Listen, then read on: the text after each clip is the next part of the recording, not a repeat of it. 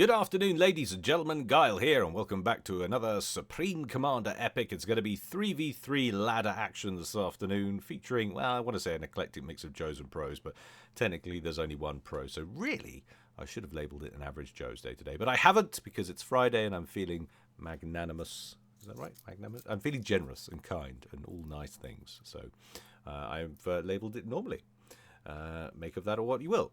This is going to be Team 1 up here at the top left, and this will be Team 2 down here at the bottom right. Before we get into the action too much in our introductions, I just wanted to mention a quick message coming in from Rowie. He would like to tell everybody about the new Rainbow Cup tourney coverage, which is being released daily now from today. In fact, by the time this is up, you'll already have the first one out on the channel. I think they're being released at 2 p.m. every day on the FAF YouTube channel. If you don't know where that is, I'll put a link in the description below. And if I haven't done that, yell at me until I make it so. Always love a little bit of abuse. Keeps me pointy and on my toes. Anyway, let's check out our teams. As we said, this is Team 1, sorry, this is Team 2, starting with Team 1 rearguard air position. In electric blue, it's Deus84 going cyber and bless him, opening first land. Team member number 2 to his northeast, just over here. Oh my god. Kampfkex 500. That's going to be a mouthful over the course of the game. I might call him Camp today. Or maybe just Camp. Certainly got the right colour for it in this season's fabulous Vivacious Violet opening first land. And last but not least for Team 1 on the front line in electric blue going Seraphim, it's Strife opening first land. So a Seraphim, a Cybrin and an Aeon there for Team 1. Checking out Team 2 now, starting in the rear and in a good way. It's Katawunga. And that is not how I'll be saying it all the way. I'll probably call it Kata. Actually, no, Katawunga is pretty good. Going Cybrin in burgundy red, opening first land. Team member number 2, just over here to the north. What is it about this game today? It's Lagavulin. I'll probably call him Laga today. Lagavulin 16, opening first land in Hallyborange orange, going UEF. And last but not least, it's Nabavasa or Nabawasa. He is going Cybrin, opening first and second land, I think, and going third air in Ferrari red. So there we have it.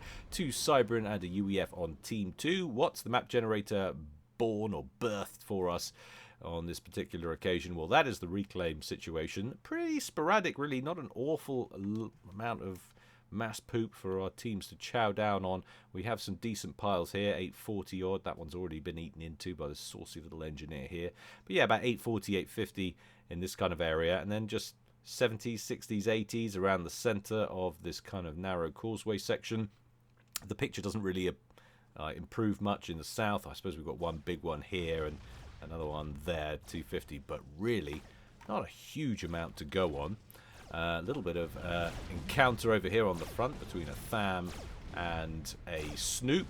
That Tham coming down from Strife, just looking to cause some strife, funnily enough, for Nabavasa and his forward infrastructure.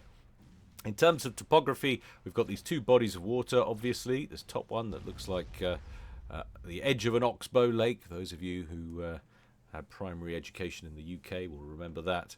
I will probably, anyway, I imagine oxbow lakes aren't native to the UK. I'm sure that river attritional action doesn't only occur over here. And then, of course, we've got this large body of water in the bottom left with this little island on it. I imagine Navy is going to feature in this in some way. There's just far too much water. And then we have these hillocks dotted around, not enough to create any major maneuverable or maneuver impediments, but possibly could serve to funnel some troops into narrower areas. There's a higher concentration of hillocks over here, coincidentally on the causeway, so that could slow up attacks on the only land bridge between the 2 teams over there, just to the northeast of the center. What's going on over here? Transport fully laden with engineers out from Deus. Where is he heading in his infinite wisdom? Looking like he's going to come down here and try and cause a nuisance right in behind the main bases for Team 2. This is a low percentage play. I imagine he's probably going to be successful at getting those on the ground, but he's so far away from any kind of reinforcements. I imagine this will be dusted aside without too much difficulty. He did have his own little fighter escort there, an interceptor just lagging behind now, but he needn't have bothered. There doesn't seem to be any kind of air coverage in play for Team 2 whatsoever. We have got the odd air factory about. Well, there's one there, another one under construction for Naval, and none for Lager up at the top right. But nonetheless, those engineers will make landfall, and they waste no time getting to work on some T1 PDs. A couple of those.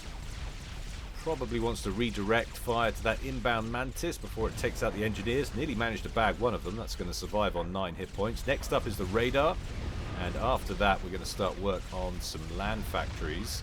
Do we have any T1 bombers moving in to take care of this? That is the question. We have another drop inbound. This time it's a chariot from Kampfkex, who is looking to offload his engineers, or some, right over here by this naval factory belonging to Kata. And then he drops 2 more off just over here. They've discovered an engineer belonging to Nabavasa.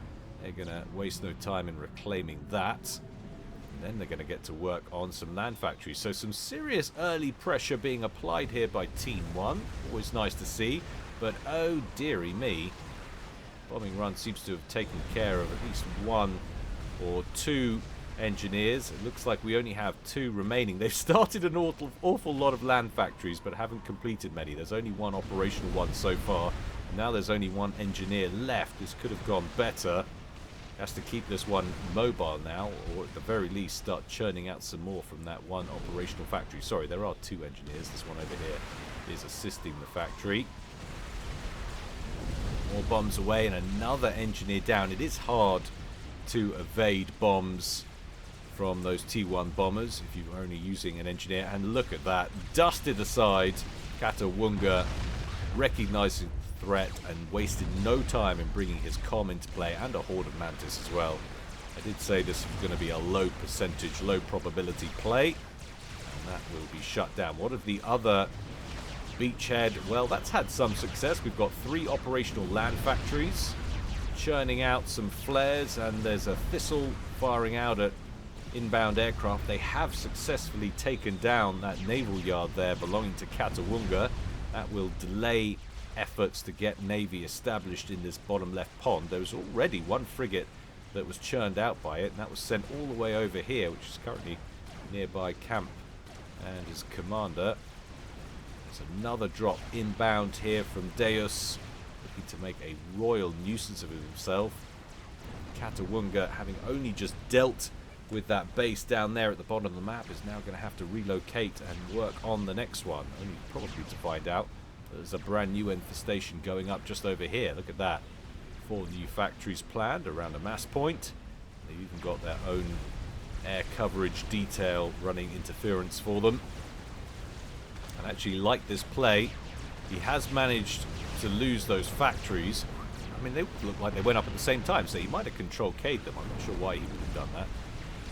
But graphically, that seems suspicious that it would get killed off in such a fashion.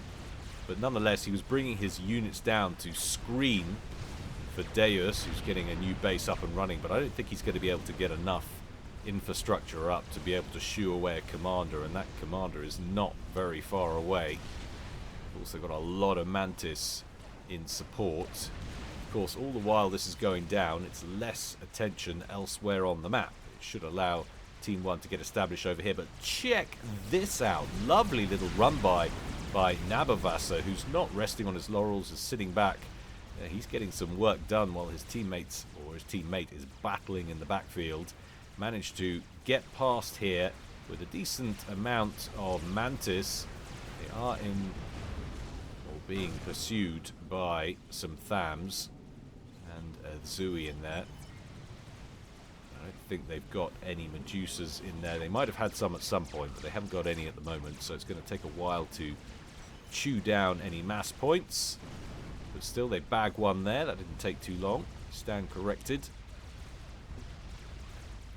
There are, however, 2 comms out for Team 1 covering the causeway, making sure that that doesn't happen again within reason. 3 strikers a stone's throw away just make their way up the northern stretch by the coastline. Deus currently rooted to the spot. Now that little run-by detail makes their way all the way to the top left, and there is a solitary Jester inbound. That will start taking them out bit by bit, tickling away at them. Should be the end of that. There's not any air support in the region able to assist. This is actually quite a large map. It's a 20 by 20, so it takes a long old time to get from one end to the other. So no chance of any fighters making their way up here to protect these units. They are pretty much done for now. Will they bag one more mechs, I wonder? Yes, they will. Might get two, potentially. Radar down. Hydrocarbon next. That will be too much for them to take on, especially with a second Jester gunship turning up. Threat finally neutralized. How are we on the eco situation after all of these little encounters? 270 versus 207 in favor of Team 2, so they might have had a lot of harassment, but all that's really done is soaked up the APM from players on Team 1 and actually allowed Team 2 to get on upgrading their mexes. So they are actually ahead in terms of generated eco. They are behind in total eco, so that means they're probably behind on reclaim, which they are, but only by about 500 mass. So obviously that is a new development, them squeaking ahead in generated eco. But look at this. This looks like a total shutout of the bottom pond now for Team 2. And that is a solid win, resulted in no small part to those aerial drops and, of course, that particular drop down here by Camp, who managed to take that out and prevent any reinforcements from being produced by Katawunga. But in the bend, the Oxbow bend, if you will, at the top right, it's a very different story. Agavulin, in full control, already has access to T2 Navy and already has one of those pesky governor cruisers in situ, lobbing cruise missiles in towards, so far, undefended areas of the map. No tactical missile defense in place as yet, so all of these mechs is in jeopardy. We do have a comm here, but he's not at Tech 2. Do we have any kind of T2 units that could get in here and start building tactical missile defense? Well, there we have the closest T2 engineers, I believe. So it'll take a while for them to make their way over. In the meantime, vulnerable mexes are getting picked off. There's another one, this time belonging to Strife, taking some fire.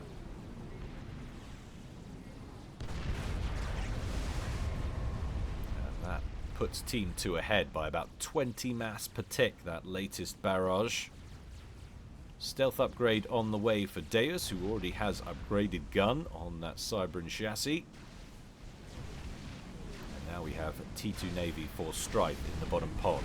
Currently working on T2 engineers from it.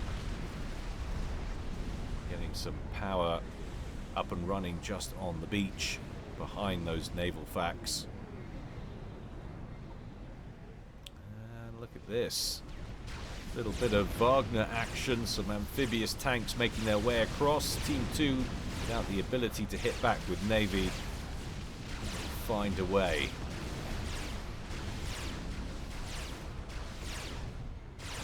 Strife in place though with his comm. Doesn't have gun. Well, looks of things doesn't have overcharge either, so taking a while to get through these T2 tanks, but does have some aerial backup from Deus. That will be a very welcome sight, I'm sure, especially since he has lost about 45% of his health in this exchange, down to 6,200 hit points. But that will be the end of that little encounter. So, fascinating picture. This whole area looks like it'll be under pressure from Team 2's Navy in the top pond, and then of course this whole stretch down here potentially under pressure from Team 1 in the bottom pond. On lone hero Wagner on a mass destroying mission out on the western approaches, and there's several mexes he could grab here if you don't get some gunship assistance sent out soon. 1, 2, 3 radar, 4 mexes, all T1 admittedly. Just makes them easier to kill ultimately though. So eco-wise, where does that put us? 333 versus 307 in favour of Team 2 now, who are up about 3k overall. Killed off mass. Well, look at that. Team 2 way ahead. 17k killed versus 9.2k from Team 1. That is pretty extraordinary. Probably a lot of that was all of the infrastructure that was placed down here on those incursions. But now Team 2 having a stab at trying to re-establish naval presence in the bottom pond. Katawunga investing big here. A lot of build capacity making their way over the shoreline to the Bay Area. 3 operational naval yards, 4 more on the way. Interesting. So torpedo upgrade from Deus. We know how effective that can be. Is this going to be part of a campaign to try and reassert authority over here? He's probably unlikely to be aware of what's going on down here. He's just seen some pings, and now he'll be very aware. Whether that changes where he applies that commander or not, I don't know, we'll have to see. Lovely little Wagner attack again from Nabavasa, taking down a shield gen there and continuing to move. Surprised he wouldn't stay there and take care of the P-gens. He's thinking about it, wants to stay out of range of that point defense. Does manage to bag one of those reactors. Now working on more vulnerable T2 mexes over here. Inbound T1 spam, but of course that is a bit of a tech mismatch. Spectre gunships there should be brought in to assist, really. I'm sure they will be before too long.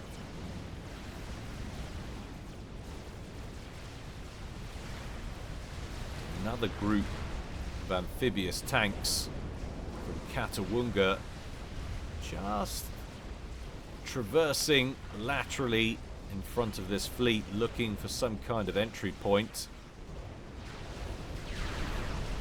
Gunships brought to bear against that more northerly group of Wagners.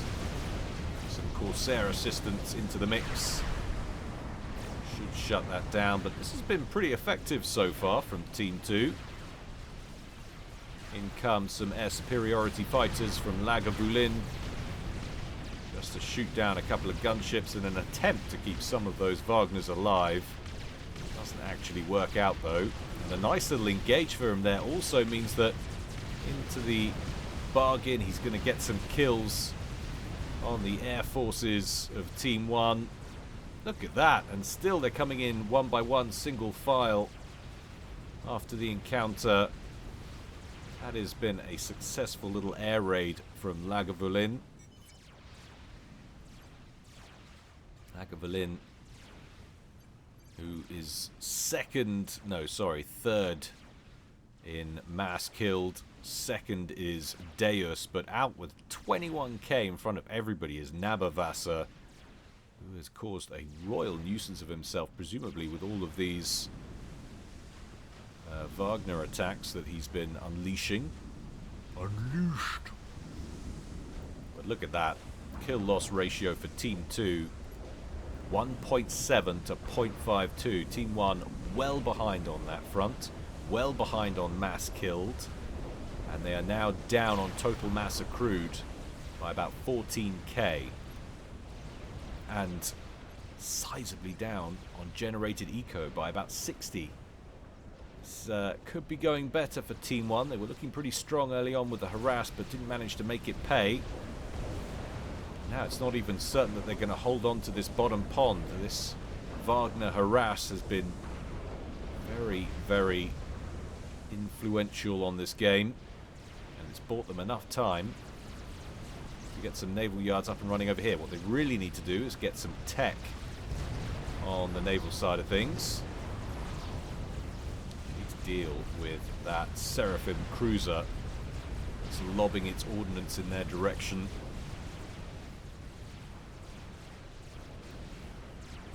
So Deus did take that torpedo-equipped commander to the north. Just looking to ease the pressure over here. That's a ton of Wagners coming in behind this fleet of Lagavulins.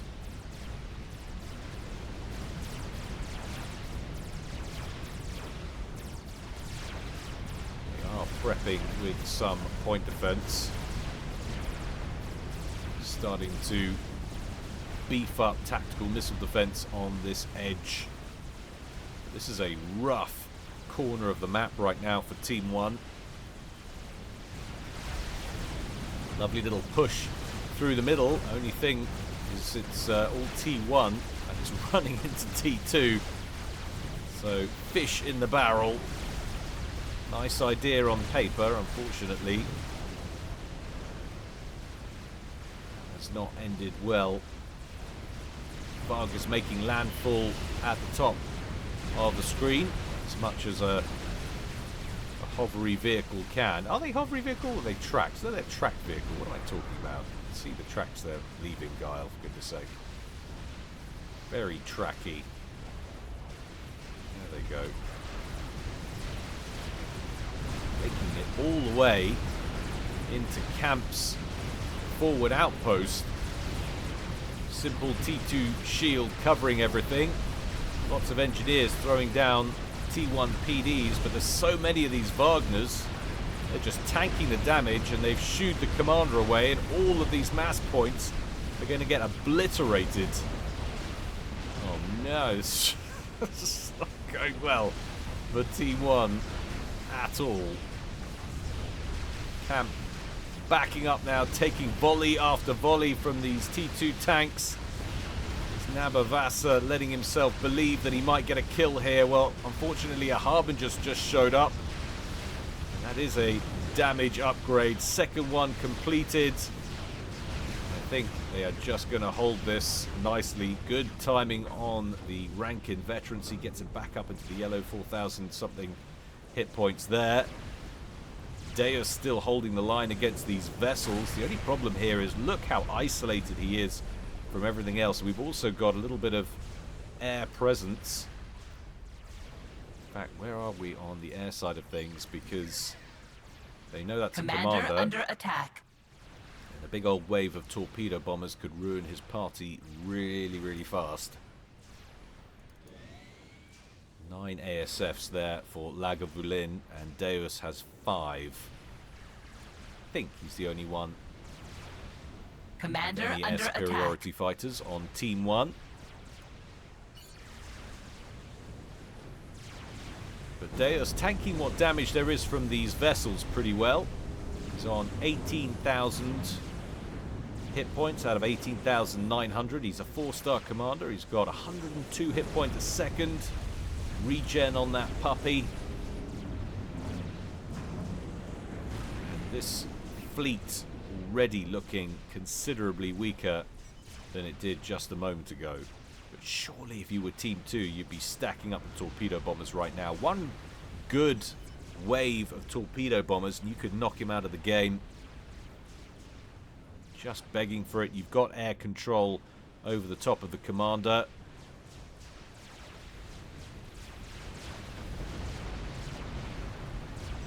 .59 kills, fully 5-starred. He's killed 12.1k of mass. That's how much it takes, or he's killed at least that. I think it stops counting when you get to 5 stars.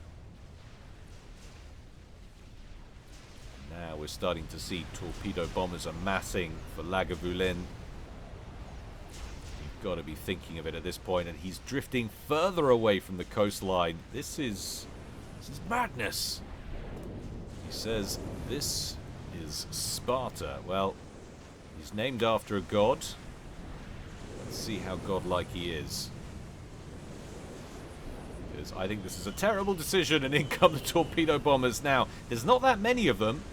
It's literally 5 torp bombers. In comes a 6th. He is taking fire, of course, from these destroyers. Down to about 11,000 hit points. There's the inevitable aerial response from Deus. Deus down to 6,700 and falling. Vessels still alive, still pouring their torpedoes into him. Down to 3,600 hit points. No ranking vets remaining, remember. Down to 1,000. I think they've got him, although the number of torpedo bombers are dwindling, but more are coming in from the south. And there he goes at 24 minutes. That was a poor political decision, reflecting these times. And down he goes. Yeah. You see them moving that far away from any kind of support, whilst not having air dominance, or worse still, your opponent having air dominance.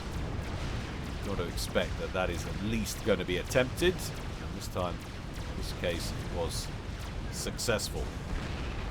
Little Harbinger attack coming across the territory down here, and we were so focused on what was going on up there, we've missed a re-clearing out of Katawunga's naval forces. They've once again been destroyed in this little bay area down here, and Team 1 are firmly in control of the bottom pond once more.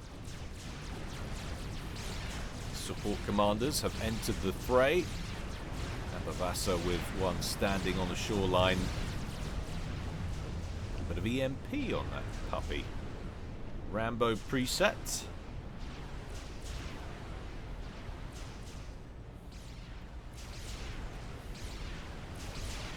Got a decent concentration of Zappa's tactical missile defense in this area.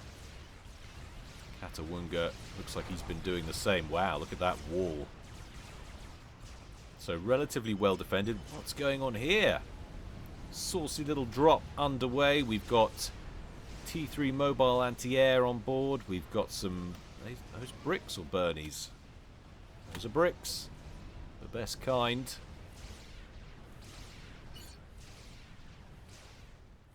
Where are they headed?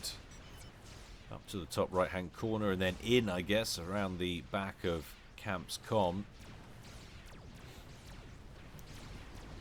So if loyalists are Bernie Sanders, what are bricks? I suppose they're Biden, aren't they? Similar amounts going on upstairs and all. Moving up to the top right hand corner. They've got their own escort detail. Oh, and coming back again. Didn't like the look of it. Probably didn't like the look of this. A burgeoning air force under the control of Camp there. Didn't have that a little while ago. Maybe that's why he redirected. He just didn't see it. That's 22 air superiority fighters under his control. Lager's got 19. So we have a new air leader. Oh, an attempt to sneak an engineer in down here fails. Was just about to make landfall and then gets shot down. As we approach half an hour down in this game, where are we in terms of eco? Well, generative eco is pretty close.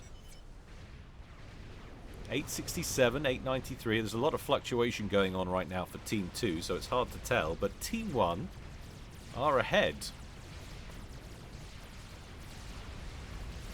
A lot of defunct mass points on this coastline thanks to the conquest of the bottom pond by Team 1. Oh no. Laser on the way for Katawunga. So just going to use that to defend the coastline perhaps. Be pretty successful at shooing away vessels, but again, you don't want to get your commander too isolated from your other forces in your base. Once again, the drop is underway, and it looked like he was once again about to bail on it. Where is that air force? There it is. That is the view from camp. Keep on clearing, see the torp bombers. He must know something's up. Sending out spy planes now just to see what he can see. But crucially, Nagavalin's air force have shot down the ones that might have detected the transports, which are now on their way in. are some SAMs kicking around. And now they show up on the radar. They're not going to push their luck. They're just going to drop just the other side of the beach, and they're all pretty much going to make landfall. The best part for Team 2 is a lot of these are bouncers, so those ASFs have to maneuver away. Or they could stand there and get shot. That's another option. So this little defensive outpost brushed aside with minimal effort. This feels good when you've been working up to a drop and it pays off.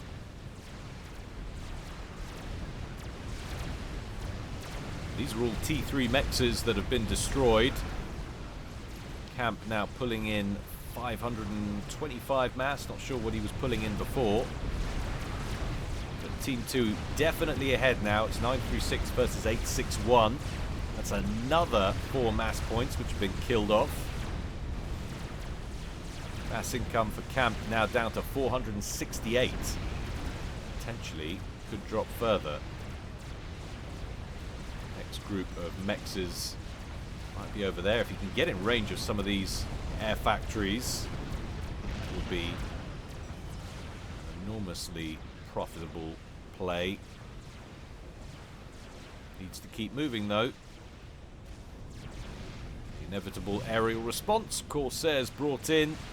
We'll go straight after those remaining bouncers, I would imagine. No, it's going to ignore the anti-air altogether and go after the bricks. That is an interesting decision.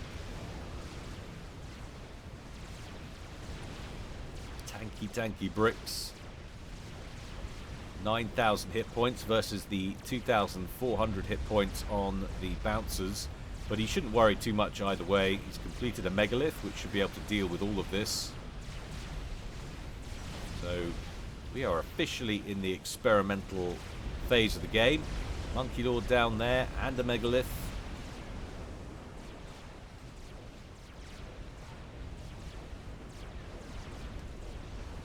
We got going on. I wonder where we went. It was Katawunga who was working on a laser, wasn't it? So he got the laser, but he's not gone full Cybran on us. There's no teleporter on board, so we're not looking to tele-snipe, at least for the moment.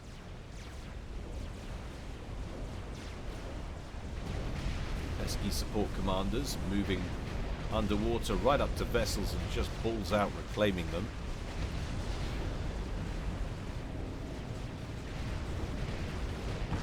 Lovely little flock of broadswords brought to bear against these vessels, and that sailor's going to survive with 200 hit points. Oh, but they're not going to last very long. Not at all. That's a lovely little engage for Camp. Brings his whole squadron down, and he's definitely ahead. Oh my god! How? He had a megalith there. Well, he's definitely ahead on plain numbers, but he's now definitely behind on air production capabilities. All of his reactors and most of his air factories goes up. He hangs on to one reactor with about 500 hit points and 3 surrounding factories. But wow, that megalith, what was he doing? I suppose in his defense it's pretty close to the water here and you can't do anything about it, but look at the power locking going on now for Camp. That is not ideal. He's got a lot of reactors he's going to need to rebuild, that's for sure. Look at this megalith going full on attack for Nabavasa. There is a T3 Naval HQ there, but a GC brought in to defend. Normally you would just give it to the megalith in a fair fight between these two, but he's already lost a lot of HP. And he's taking fire from 2 battleships in the backside. So that is going to be a win for the Colossus, one that I would imagine he should be at least with 50% health remaining. There we go, gets a cheeky little Rankin vet for the kill. A lot of torpedo bombers were lining up to take that puppy out also.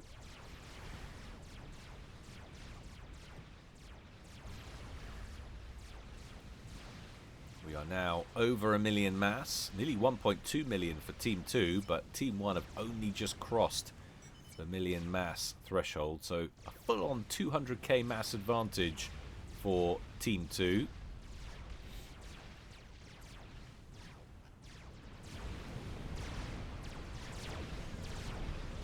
Camp looks like he wants to bring this megalith out just to have a pop at some of these vessels right at the time. Lagavulin seems to be having some power grid issues. Bulwark vessel shield coverage blinking on and off. See the threat is going to back up ever so slightly, probably a sensible idea, but we have nuke launchers on the field. One here for Camp, that's been spotted by Team 2. We have an SMD in place for Lagavulin at least, to give you an idea of what that covers. If I can click on the actual thing without a plane going overhead, that would be, there we go. So protecting that portion of the map about anybody else down here. Nice attempt by Camp to sneak in a Monkey Lord around the bottom side of the map, but that's been spotted and gets absolutely obliterated by a horde of Britons. Is that going to stick? I don't know if it'll stick. I suppose Biden's head looks a bit brick-like. It's very straight, isn't it? He's at the podium.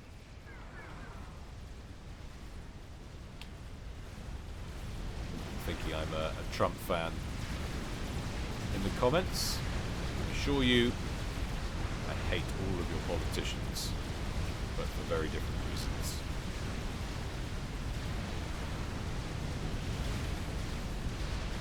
Interesting little engage here between the two teams of ASFs.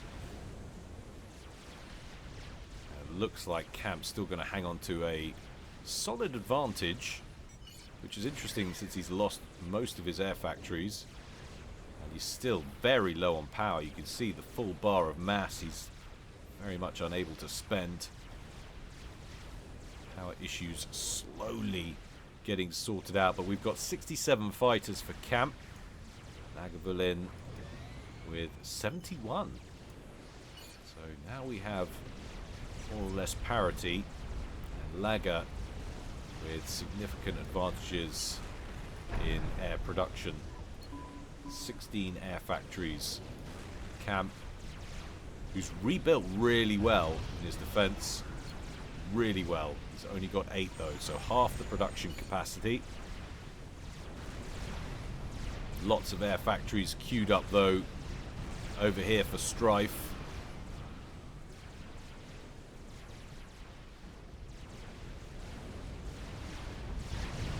Attack missile barrage in towards this GC, and that wasn't a bad attempt. Not impossible to hit a moving target that's wandering around aimlessly, but that is a lovely little attack missile installation. 15 silos, like a royal mess of any battleships you leave stationary down here, that's for sure. The GC's taken some hits. 16,000 hit points and returning. Megaliths being brought to the coastline. Doesn't seem to matter too much right now, although they are keeping this entire coastline devoid of any expansion. 1, 2, 3, 4, 5, 6, 7, 8, 9, 10, 11, 12, 13, 14, 15, 16 mass points all on this coastline, which Team 2 are unable to capitalize on, compared to 1, 2, 3, 4, 5, 6, 7, 8. So this is clearly the more important body of water. And that is favoring Team 1 right now.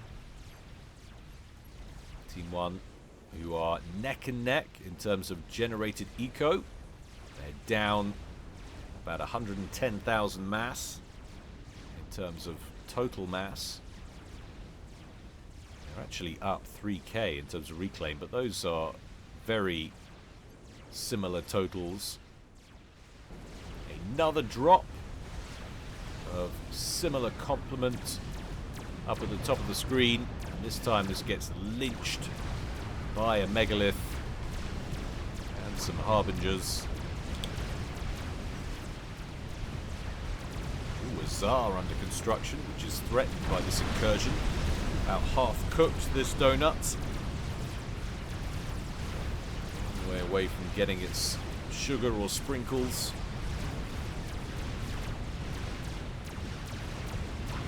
Nonetheless,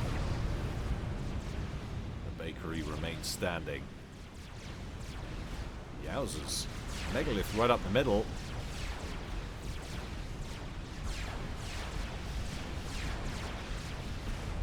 Central fire base covering that approach, belonging to Strife. Looks like it might be game over for that position. Lots and lots of TMDs in there, which might make life more difficult defending against this fleet, although to be honest, it's not an awful lot. The other side of it, a couple of mexes at most. Now we've got cross megalith fire coming in to defend against this already badly damaged one, and there it goes. 40 minutes gone.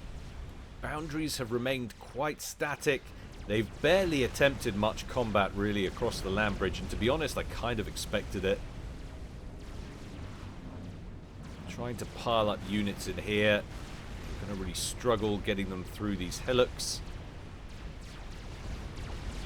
Very much lambs to the slaughter. Lovely broadsword attack against this fringe megalith.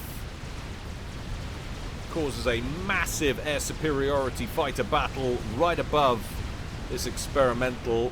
For the time being, those broadswords belonging to Lagavulin are allowed to continue wailing away on that megalith. Who has done better in the ASF battle? I think it might be Laga, maybe. Second batch of air superiority fighters joins from camp, and they do go straight after the broadswords.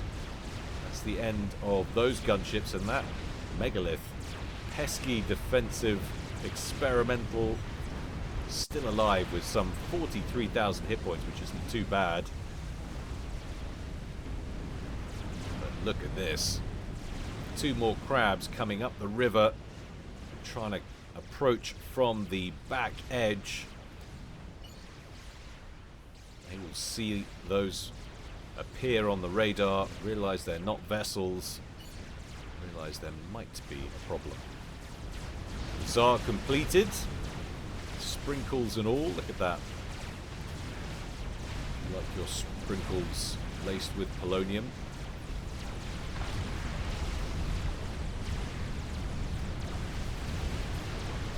Another air battle ensues as Laga looks to eye up that donut, but I don't think he's got the fighters to do it. Indeed, he hasn't. Shield barely at 65%. He has won the air battle, but he's not got enough left, I don't think, to shoot down that Tsar. All of this, of course, happening over the top of Transcender Sams and the like. Finally, the shield does deplete, but also so does the aircraft belonging to Team 2. And the donut is free to engage the megalith with its primary weapon. Megalith has to make a play for this small pond just to get this donut off his back.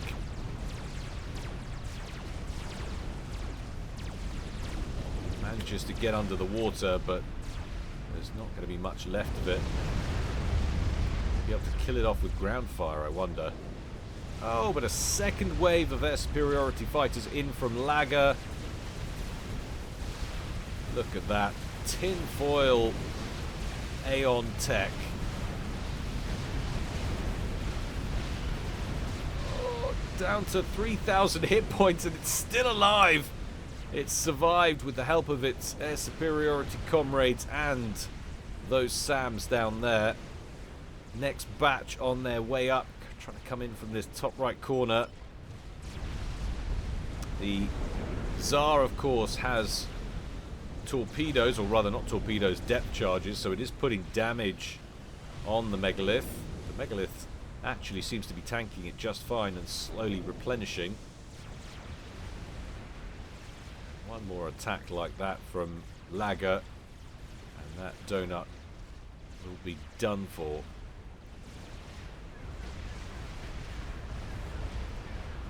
Strategic missile defense in place. We still haven't had a nuke out. It's been a while. Hello.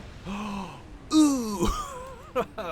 Game ender in play, and already about 60% done, and we've already got artillery raining down. I've been so focused on what's been going on here with the experimentals, we haven't really looked at the main bases and what's being built. There's a disruptor there which is complete for Nabavasa, another one that's just been started. What else? We've got a Duke over here, so we have 2 operational pieces of T3 artillery for Team 2 at least, and another one under construction. Huge army down there, so this flank looks relatively safe.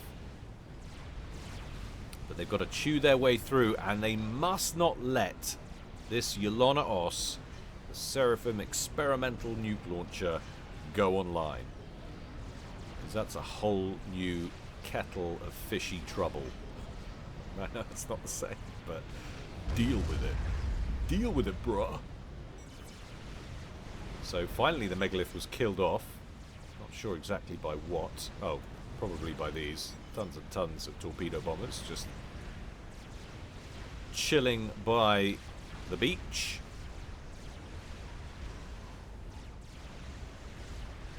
That is a sizable force that's entering the water for Katawunga. 49 bricks. Total DPS of those, 15,500 if they can all get on a target at once.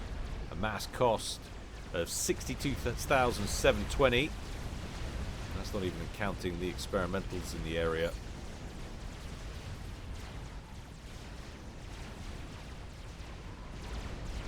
Torpedo bombers look like they're moving in that direction. Bricks, of course, armed with torpedoes. They're not great torpedoes, but when you've got that many of them, that is a lot of potential damage. Battleships with 44,500 hit points. That's comparable to a Monkey Lord.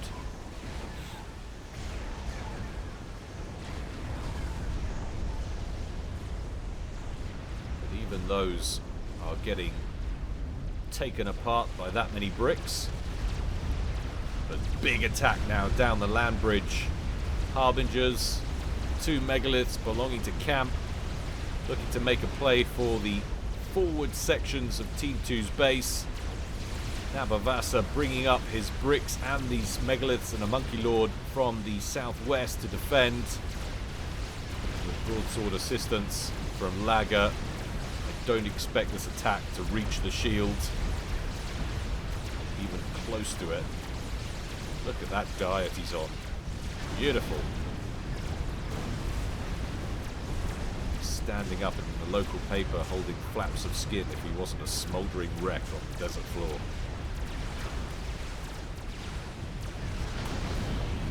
Situation dealt with, and that's why you're not seeing an awful lot of attacks down here, because to be honest, to and fro, pretty much just delivering mass at this point. And I think this is going to be the story of it.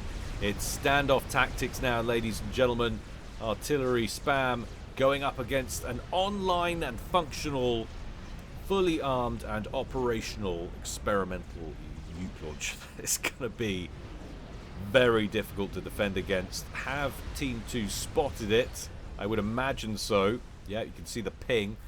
They weren't just targeting it with their artillery for fun. They had scouted it. They recognized the threat. So I would imagine they've also been spamming up lots and lots of strategic missile defense, and if they haven't, strategic launch detected. They need to go back to SOPCOM school, quite frankly. That is where it is going. Didn't we have... What happened to the... There was a regular nuke launcher. It must have been killed off in one of these attacks.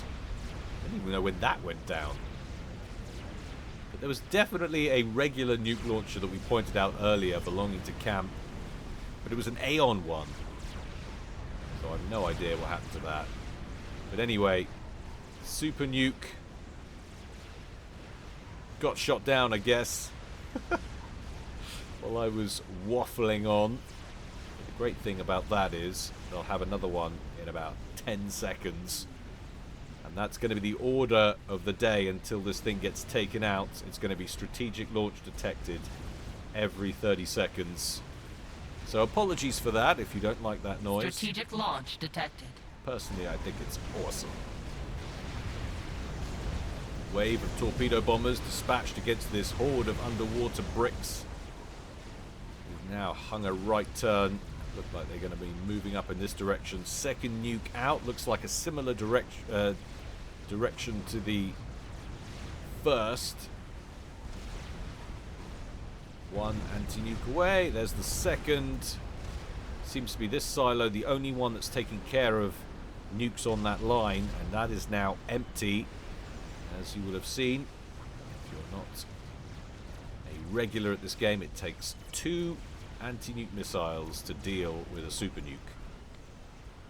Now Bavassa getting himself a laser in true Cybran fashion. Strategic launch detected. Concerned about all of this.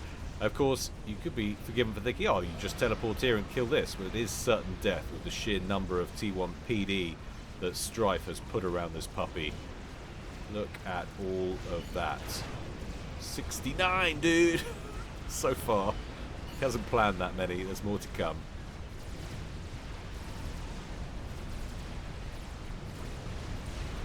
And that is going to hit and tear a ruddy great hole in Team 2's infrastructure. Boom! So much boom. So much boom. So many fireballs racing through the children's playground. The chain link fence screaming, turning to bone. You know the reference. Don't make me say it. You know the reference. Strategic launch detected. Close fire support super nuke out for the bricks that are about to break through to your air production facilities. It's going to kill your Colossus, but it's a small price to pay to keep your base online. Oh, and there's an Ythoto. I don't know if this was necessary, but he sure felt it was. Colossus gets hit down to 35,000 hit points. Oh, look at that. Brick threat gone. Did nick his base slightly. Maybe. I don't know if that was the nuke. That could have been a mini chain reaction from the first batch of fire belonging to the bricks. But look! Megalith brought in. That was the one we saw loitering over here. It's come all the way through here, and it's making a play for the Yolana Os. That shows how desperate they are. But a spider bot, a Monkey Lord, has been completed in record time, just in the nick of time, and is going to engage that Megalith before it breaks through the shield. And he only had about 25,000 hit points left. And that microwave laser, so much damage. And the Yolana Os will survive another day. There's still artillery raining down on it. Yes, there is. Operational Duke there. The disruptors got taken out. Looked like we had at least 2. Oh, they're right next to each other. Good one, Guile. It's a good job. There they are. YOLO here. Take out the fleet, says Deus from beyond the grave. Starting teleporter. Catawunga's like, this game's got real. We need to do something about it. Hello! Scathis in production. Launch detected. Now that could be good, as long as they're able to hang on to these 2 Dukes, and that's where the next nuke is going. There's 1 anti-nuke in that silo. Is there another one covering it? You want to hang on to those Dukes, because as good as the Scathis is, yeah, there we go. Another one to the north, with 2 anti-nukes still in there. The Scathis, fantastic weapon, but very much a broad dispersal device. Good at attacking a large area, weakening large quantities of shields, but you want that punching power to break through, and that's where the basic artillery comes in. Something you can properly direct fire at, because there's a decent amount of shielding down here now. 1, 2, 3, 4, 5, 6, 7, 8, 9, 10, 11. There's tons of shields down here. Some of them T2s, admittedly, but those big shiny ones, the T3s.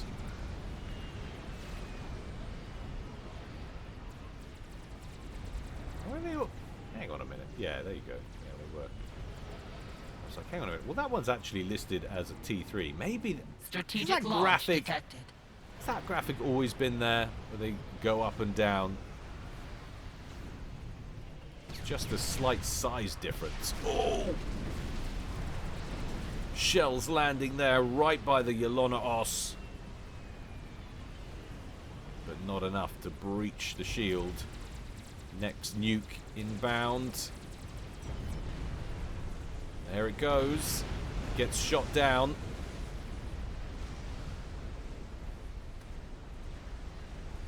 Is this area now undefended? Monkey Lord sent underneath the water past this fleet. If he could clear this fleet out and reclaim all of this coastline, that wouldn't be a bad feeling, but at the same time you do not want to let this base off the hook, especially when you're doing such good work depleting their strategic missile defense. Next nuke about to be ready. Surprised we're not seeing. You can see all of the queued up anti-nukes kicking around. Must have a bunch down here. Look at that. Oh, what on earth? So we had an attempt. We saw him getting the teleporter upgrade. There's a teleporter done for Katawunga. But gets himself killed off. We're going to have a similar situation from Katawunga. He's now got the tele-snipe capability. I imagine he doesn't want to bow out yet. He's half done on the Scathis. He's got a decent amount of strategic missile defense. There goes the super nuke, though, and that is going to connect right on top of the Dukes. Now this really is a problem, because even if they finish the Scathis, it's going to be hard to breach that shield without those two Dukes. Strategic launch detected. And now Katawunga has drawn the ire of the Yelona Os. Abavasa telling him to reclaim, or his teammates at least, to reclaim that area. Monkey Lord down here. Made it all the way down here. Interesting. Looks like it's going to get strategic bombered to death. Eco-wise, Team 1 ahead by a couple of hundred mass in terms of generated eco. Interestingly, though, well behind in total eco by 500,000 mass. About 150,000 of that. Detected. There or thereabouts, 140, something like that. That is reclaim, but all the rest of it is pure eco advantage. And there is the shot towards the fleet at the top right. How many vessels is this going to take out? Will it be enough to allow Team 1 to re-expand to this coastline? Quite well dispersed.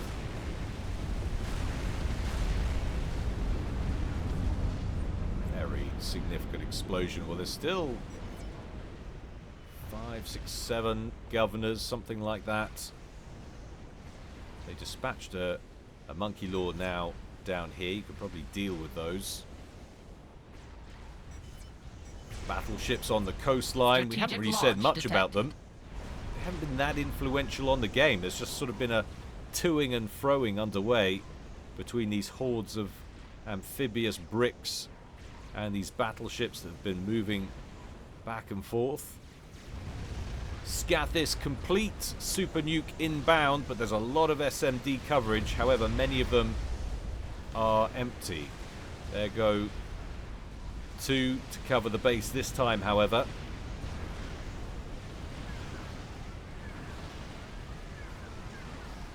Why is that Scathis not firing? Fire already.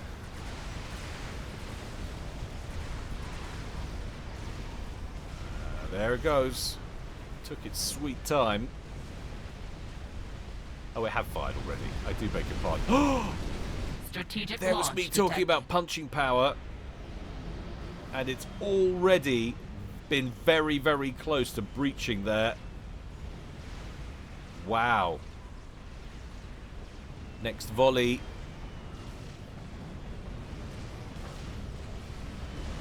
Depletes some of the shield, which makes me think that that wasn't even the first volley. Must have had a few pops at that.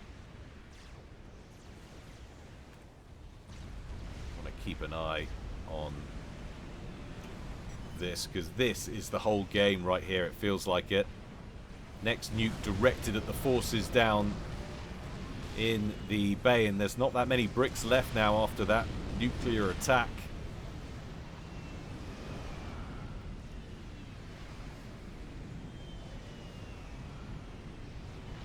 The rate of fire might have slowed down somewhat on the Scathis. Answers in the comment section below if you think that's a thing. And while you're down there, love, smash the old like button. If you've made it this far, you clearly enjoy the content. You're not fooling anyone. And if you haven't subscribed, do give it a thought. There's wonders for my ego. Ooh, Paragon underway. Very ambitious. Strategic launch detected.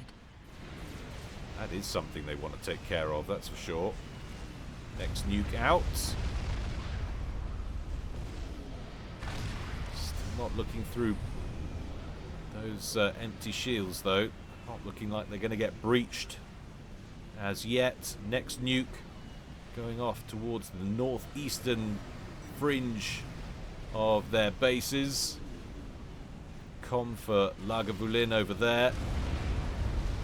This one is going to land and take out a bunch of mass points. Lagavulin pulling in 274 at the moment. There's now a 400 mass per tick advantage for Team 1. Spy planes moving out for camp, and I think we go back to single because I don't think the Scathis is going to be able to break this. Really doesn't look like launch it. Detected. Another nuke out over in this direction, going for all the low-hanging fruit now. They've dealt the crippling blows, it feels like it. They're bottling them up. They're just trying to tread water and get this thing operational. Well, there's not a huge amount of commitment to it, at least for the time being. I always think that's the best way to handle it with the Paragon. If you get to the late stages of building it, then you can start going hell for leather, but don't put all your eggs in that basket.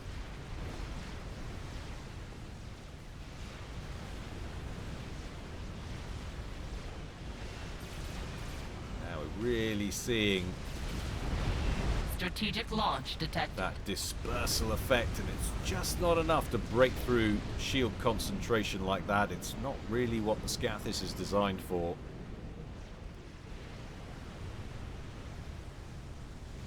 It really does help to be used in conjunction with regular artillery, or better yet, a Naval.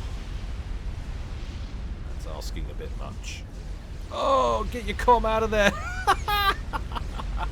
Nearly gets himself super nuked. He turns around and goes, nope. Zoidberg's out of there. And then flies through the explosion like the chopper coming to rescue Arnie. Get to the chopper or the Continental with the shield thing. Strategic launch detected. 3 experimentals moving out. Katawunga just trying to chip away at some of these vessels, but hello, that's a decent number of strat bombers. Looks like Lagavulin is aware of that threat. You can see one of them has been visually confirmed, so he'll know all of those are strats, and that's why he's bringing his fighters down here. Super Nuke lands again at the top right, taking out a bunch more vessels. That Fat Boy that was just completed somehow survives. Water providing enough of a cushioning effect.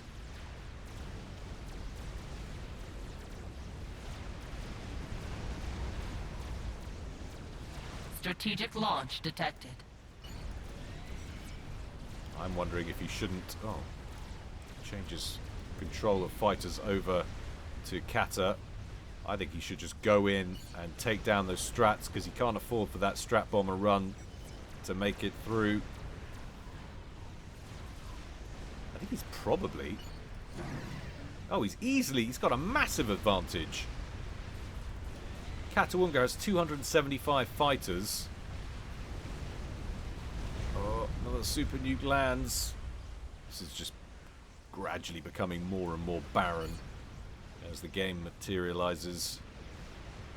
Team 2's territory dematerializes, or rather turns into glass as a material. Strategic launch detected. Look at it. Just trying to edge his way in now. Get those nukes closer and closer. But here we go. Tsar to the south. That provokes a response from Kata. Shoot that puppy down. No trouble whatsoever. Strat bombers are repositioning. There's a lot of strat bombers here. Really should turn their stealth on. There they go. They are now stealthed up. Team 2 cannot see the approach. Another super nuke landing down here. Pretty close to that con, but he's under the water. Where are those strats? There is a soothsayer perimeter monitoring launch detected. device. I think he's pulled those fighters back. They should have appeared by now. There they are. Spy planes in. Bombers visualized. It's going to need to be quick. They're going to get their payload away. Target's going to be the Scathis, as you would expect. Bombs away. Cyber shielding meager as always. That guy didn't stand a chance, and he immediately starts work on another one. Ready for recall. Teammate has requested a recall. Surrender and play. New Scathis at 5%. Don't think you need to worry about it. Did they actually get anywhere with the Paragon? No, they reclaimed it. Sensible. No need. Strategic launch detected. Another super nuke inbound. That's going to get shot down, assuming the game doesn't end before then. We saw we had a recall initiated. Look at the sheer amount of missile fire inbound from all of these Aeon missile ships. They're just going to get picked apart the longer this goes on, and eventually they're not going to be able to keep up with the amount of nuke spam. Missile ship's going to get closer and closer and start picking off these silos. Deus X, who stayed to watch, says epic one. Yes, I kind of agree. It certainly has been.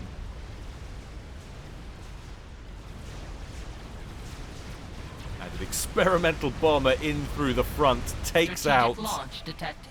a bunch of those SMDs. There's the GG from Laga, the control K from him. That will now be game. GG out from camp. Yeah. Look at all that inbound missile fire. Just too much.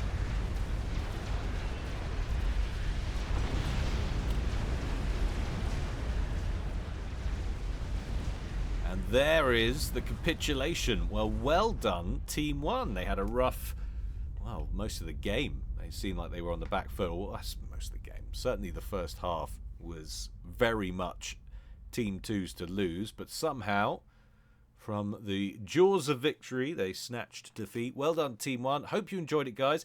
If you want more from me, if you've seen everything on the channel, well done, first of all, because that's a lot of content. But if you feel like you need more recent stuff, you've seen all the recent stuff, there is, of course, the Patreon. A mere $1 a month.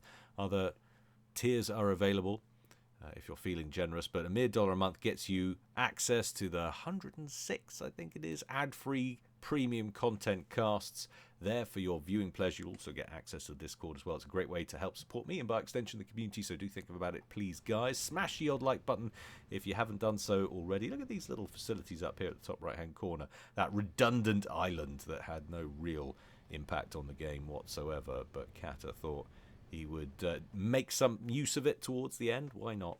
But anyway, guys, hope you enjoyed it. More to come from me in the future. But until next time, stay well and stay safe. This is Guile, signing out.